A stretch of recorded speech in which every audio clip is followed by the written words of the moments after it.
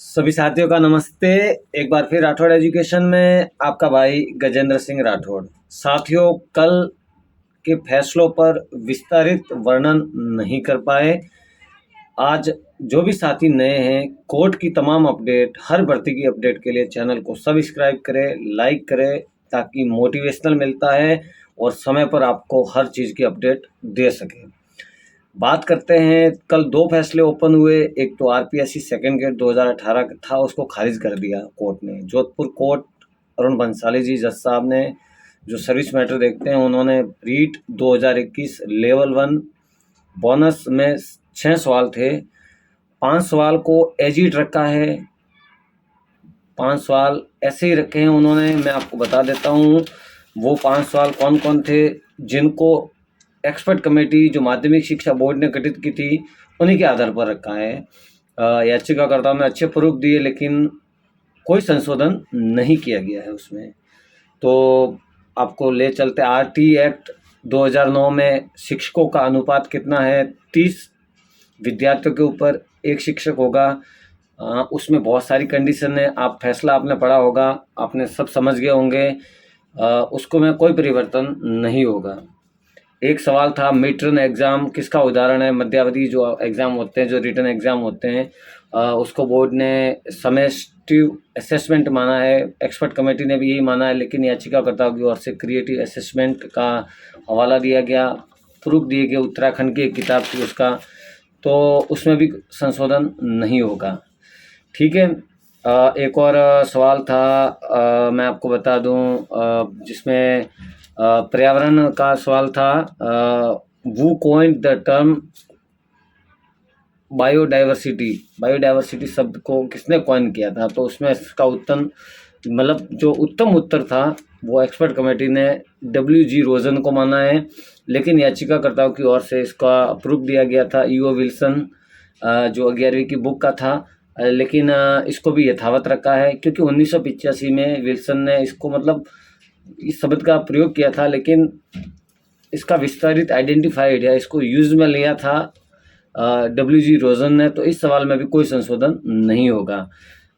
एक सवाल गुजराती का था, कोई पोइट्री का था, जिसके अंदर ऑप्शंस एक्सेप्ट कमेटी ने C माना है, संशोधन कर दिया था, फाइनल पहली आंसर की थी उसके अंदर, तो उसको भी यथावत रखा है, उसमें भी कोई संशोधन नहीं होगा। मात्र एक सवाल, बहुत महत्वपूर्ण सवाल, हिंदी का था, लैंग्वेज 2 होगी।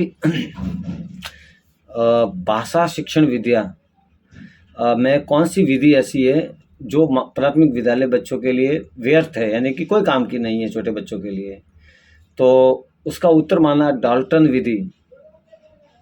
एक्सपर्ट कमेटी ने भी डाल्टन विधि को ही सही माना, लेकिन उस सवाल को अच्छे खासे प्रूफ थे, एविडेंस थे। मात्र एक सवाल कोर्ट ने वो सवाल रेफर किया है। एक फ्रेश कमेटी बनेगी, सारे जो प्रूफ पिटिशनर की ओर से दिए गए हैं, बोर्ड की ओर से दिए गए हैं, वो कमेटी तय करेगी। इस सवाल में जो दूसरा ऑप्शन है प्रोजेक्ट प्रणाली, यानी कि छोटे बच्चे, ये भी व्यर्थ है, क्योंकि छोटे बच्चे कैसे प्रोजेक्ट बनाते हैं, कैसे फाइल्स बनाते हैं। तो हम इसके साथ में दोनों ऑप्शंस इसके गलत, मतलब हो सकते हैं, यानी कि 2 ऑप्शन इसके सही हो सकते हैं, तो इसमें बोनस मिल सकता है।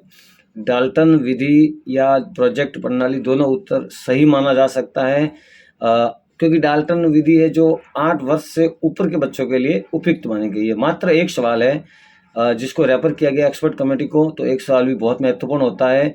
जिन्होंने जंग लड़ी है, जिन्होंने मेहनत की है, जिन्होंने मतलब प्रूफ दिए हैं।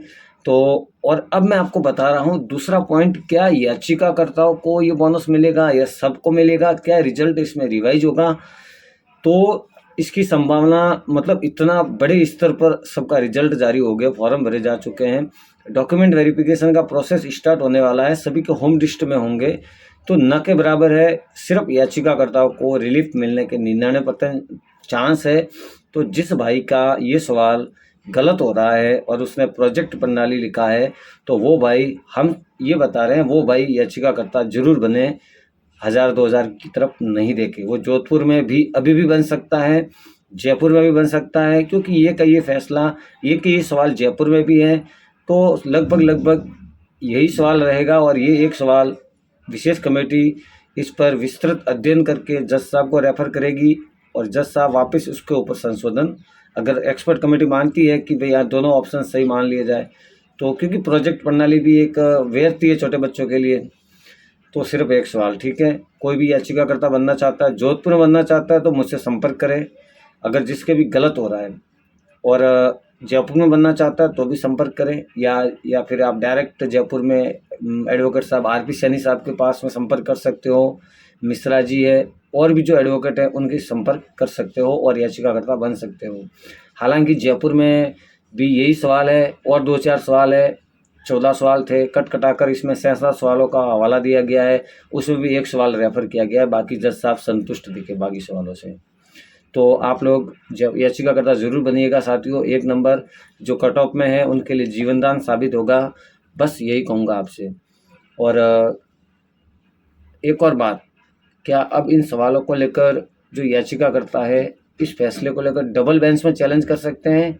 तो हाँ, अगर संतुष्ट नहीं है, एक्सपर्ट कमेटी को एक ही सवाल भेजा गया तो डबल बेंच पर जाने की अपॉर्चुनिटी उनकी बनती है, और वो जाए न जाए वो उनके ऊपर डिपेंड करता है। तो बोनस का मामले का मैंने आपको सब बता दिया विस्तारित रूप से। बाकी अगला वीडियो होगा डॉक्यूमेंट वेरिफिकेशन में क्या क्या डॉक्यूमेंट चाहिए। बहुत सारे चैनल वाले आधे अधूरे डॉक्यूमेंट या कुछ ऐसे, क्योंकि मैंने अभी फ़िलहाल में ही जस्ट डॉक्यूमेंट वेरिफिकेशन करवाया है, तो हेल्थ कब चाहिए, पुलिस वेरिफिकेशन कब चाहिए, प्रमाण पत्र 10वीं 12वीं क्या क्या, तो उसके लिए अगले वीडियो का इंतज़ार करें। नए रीट की तैयारी कैसे करें उसके लिए भी वीडियो का इंतज़ार करें। तो बोनस में सिर्फ एक सवाल को रेफ़र किया गया है और याचिकाकर्ताओं को मिलने के 99% चांस है, हो सकता है सभी को मिले, लेकिन इतने बड़े स्तर पर मिलना मुश्किल है। वो आने वाला वक्त बताएगा कि इसमें क्या रहता है। ठीक है साथियों, मिलता हूँ मैं आपको अगले वीडियो में। अगर आप किसी भी संबंध या कोई समस्या है तो कमेंट करिएगा, उस संबंध में आपको विस्तारित वीडियो बनाकर संतुष्ट करने की कोशिश की जाएगी। भले आपके कोई प्रमाण पत्र में दिक्कत आ रही है, डॉक्यूमेंट वेरिफिकेशन में दिक्कत आ रही है, या आप मिसगाइड हो रहे हो, या लेवल 1 में आपको अब एक ही परिवार के कई लोगों का चयन हुआ है, तो उसमें कोई एक्शन लिया जा सकता है कि नहीं, उस संदर्भ में अगले वीडियो का वेट करिएगा। 2018 वाले भाइयों, आप वीडियो देख रहे हो कि अंत में सर कुछ बोलेंगे, आपको यही बोलूँगा कि आप 10 मार्च तक शांति बनाए रखिए, धैर्य बनाए रखिए, और भगवान से आशा करिए फैसला पॉजिटिव आए, हमारे फेवर में आए, और क्योंकि हमारे फेवर में आते ही हमारी ज्वाइनिंग होगी, नहीं तो इसमें कई ह्यूमन राइट, कई मौलिक अधिकार, डबल बेंच, सरकार, मतलब बहुत बड़ा फैसला होगा।